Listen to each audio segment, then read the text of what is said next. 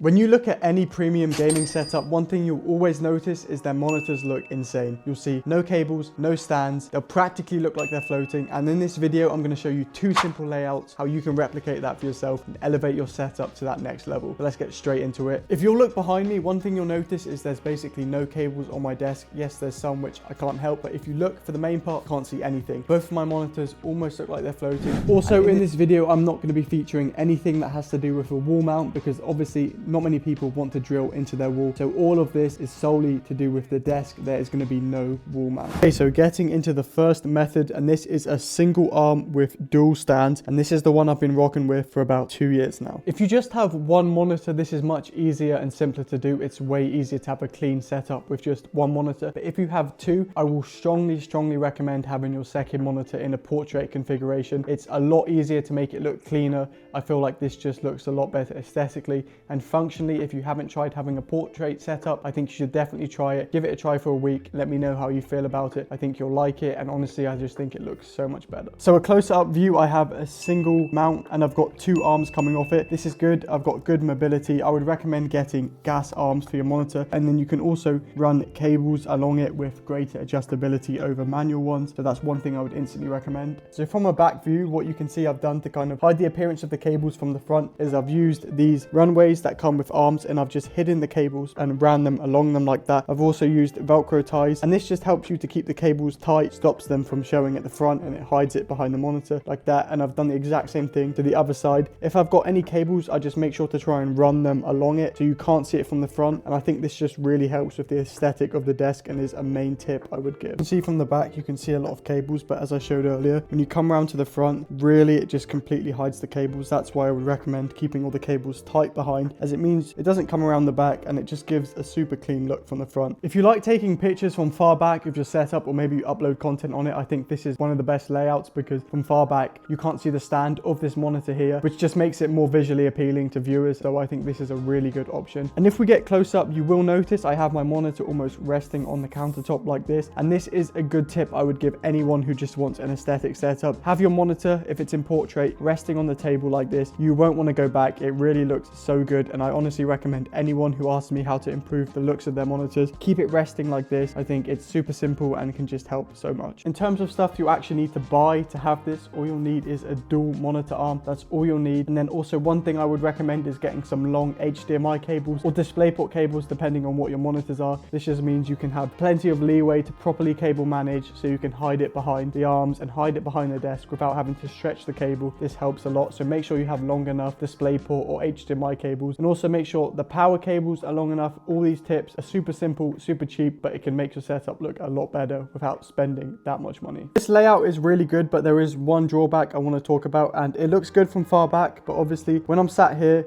and I'm looking at my setup, you can see the arm. And now this is something which I kind of don't like. I wish that this arm wasn't here, but that's okay, because in the second method, I'm going to show you how to completely hide this arm. So literally both your monitors will look like they're floating individually. Now this is going to look insane, and I'm going to show you guys how to do it.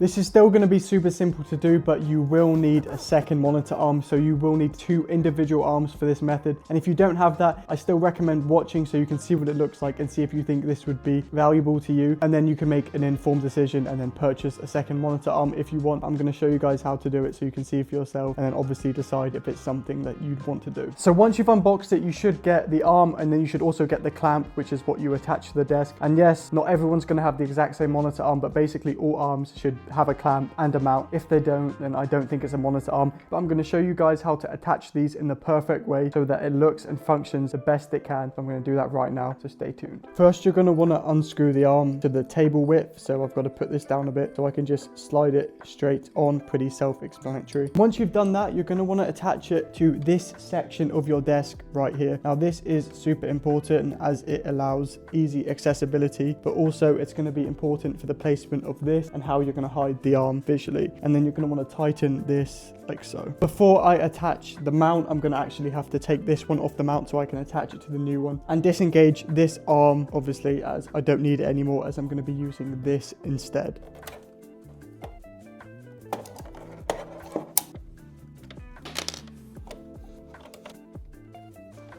Now that I've taken that off, I'm just going to have to disconnect this arm So I'm gonna actually have to take this monitor arm off so I can pull this up, but it shouldn't take too long. Honestly, just be super careful when doing this. Your monitors are expensive and they're quite delicate, so just make sure you're careful if you're taking apart a stand like this. So this is looking like a total mess right now, but I assure you this is going to look really good. You've just got to trust the process. I'm going to start by putting this monitor back on.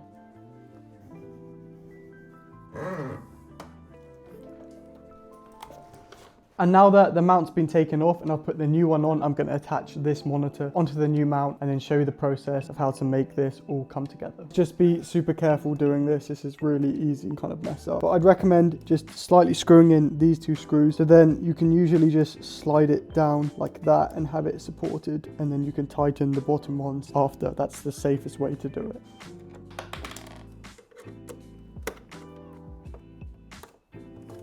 And then once you attached it, you're going to want to position it like this, how you want it. I'd recommend, as I said before, having it resting on the surface like that. I think that just elevates it so much. But yeah, that's basically for that. You just want to attach this mount to the back corner. I think preferably even better putting it on the back side instead of this side, but due to my setup, I can't actually fit it there annoyingly because I have power plugs, cable management stuff. But if you can put this on the back side, I think you'll be able to adjust it better. But now I'm going to clean the setup up.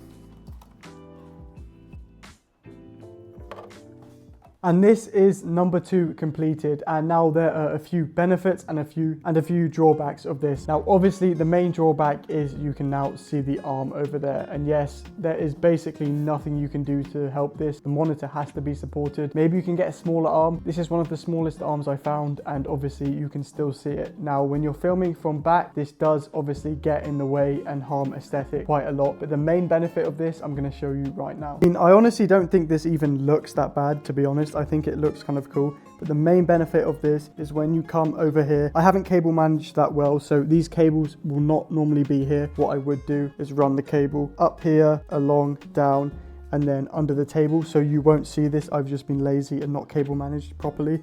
But as you can see, when you're sat here, you can't see the stand. So if you're just here like that, this aesthetically looks really good, and it looks like the monitor is completely standing on its own. Also, in terms of functionality, because this is now completely separated from that, there is greater movement. I can completely change the angle of this, and it's completely disconnected from the main monitor. So this has total freedom of movement, which is super helpful if you're constantly changing the position of your monitor or something like that, which is one thing I really like about this layout. But from far back, I honestly think it also looks really good. So that's basically both the ways of which you can completely hide the cables and make your monitors look like they're floating. So depending on that, you can now pick which one you believe will be best for your setup and then follow the video and construct it yourself. But let me know if you enjoyed the video, and then just like, comment and subscribe to see more content like this, and drop some video ideas down below.